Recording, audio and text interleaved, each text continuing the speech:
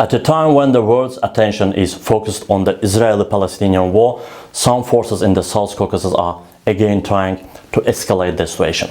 This time, some Western circles are planning to create clashes in the region through Armenians.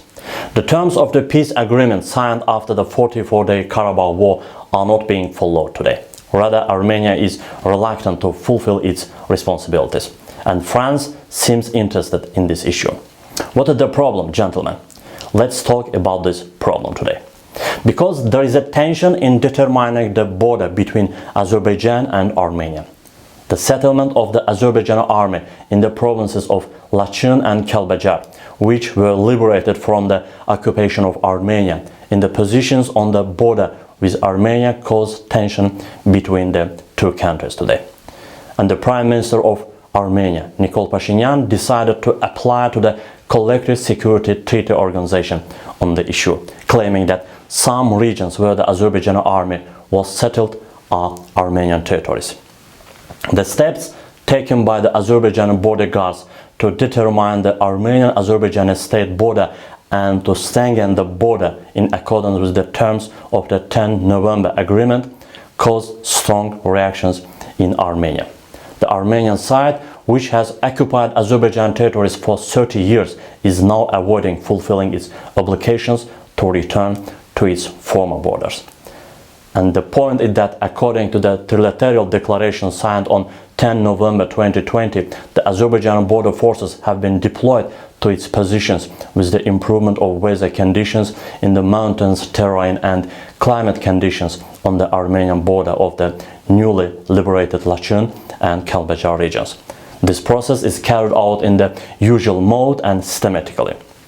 Measures to strengthen the border protection system implemented within the territorial integrity of the Republic of Azerbaijan are carried out on the maps on both sides that define the borderline between Armenia and Azerbaijan. And the reason for the tension is that since the restoration of independence, there is for some reason no state border between the two countries, and therefore a complex technical process currently accompanied by disputes between the parties. It's surprising that the Armenian side reacted unnecessarily to this process and made provocative statements. In connection with the pre-election situation in Armenia, we believe that attempts by official circles to use this issue for political purposes are unacceptable.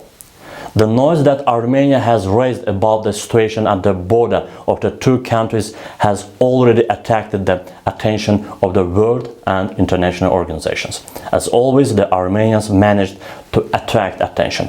Russian Foreign Minister Sergei Lavrov had a telephone conversation with his Azerbaijani counterpart, Ceyhun Bayramov, to discuss the issue. The parties stressed the importance of resolving all kinds of tensions through political and diplomatic means. Later, OSCE chairman in office and Swiss foreign minister Ms. Anne Linde met on the phone with the foreign ministers of Azerbaijan and Armenia, Ara Ayvazyan and Ceyhun Bayramov, to discuss the tension. The parties exchanged views on the tension on the Azerbaijan-Armenia border, and they stressed the importance of adhering to tripartite treaties. The United States also reacted to this tension. US State Department spokesman Ned Price made a statement on his Twitter account. We are closely following reports of increased tensions along a non-demarcated portion of the Armenian-Azerbaijani border. We understand communication between the two parties is ongoing and urge restraint in de-escalating the situation peacefully, said representative of US State Department. The reaction of French President Emmanuel Macron to this issue was surprising. Non-reacting to the 30-year Armenian occupation, France this time accused Azerbaijan's side of occupation. Imagine that France, a mediator in the settlement of the Nagorno-Karabakh conflict, has never criticized the Armenian side. But today, the French leader is brave enough to accuse Azerbaijan of occupation. Or can France be behind this conspiracy? A number of other countries have also reacted to this issue. I was very surprised when India did not remain silent on this issue and strangely enough blamed Azerbaijan, In fact, India has no information about what's happening, what's going on in the region. And Azerbaijan's position on this issue is very clear.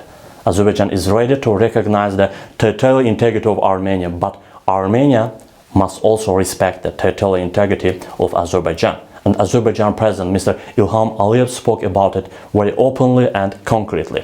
Armenia must also recognize the territorial integrity of Azerbaijan within its internationally recognized borders.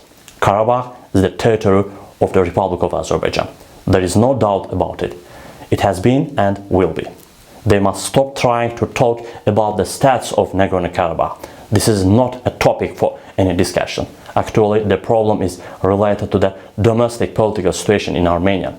As the 20 June parliamentary election approach, political competitions in Armenia intensifies, and both the government and opposition forces are trying to gain political dividends by focusing on the Armenia-Azerbaijan state border. And the forces trying to create agitation in the Armenian society by exaggerating minor technical procedures are trying to overshadow the November 10 agreement, as well as creating tension in Armenia. Azerbaijan is bound by the agreement in any case, and while expecting the same attitude from Armenia, it fulfills its obligations to the end. Armenia will not be able to achieve anything by clouding the water. In conclusion, I want to emphasize once again that the Karabakh conflict is over and the parties are returning to the pre-conflict borders. Why does Armenia, defeated in the 44-day war and its army completely destroyed, now refuse to demarcate its borders? Such revanchist intentions do not promise anything good to Armenia and the Armenian people.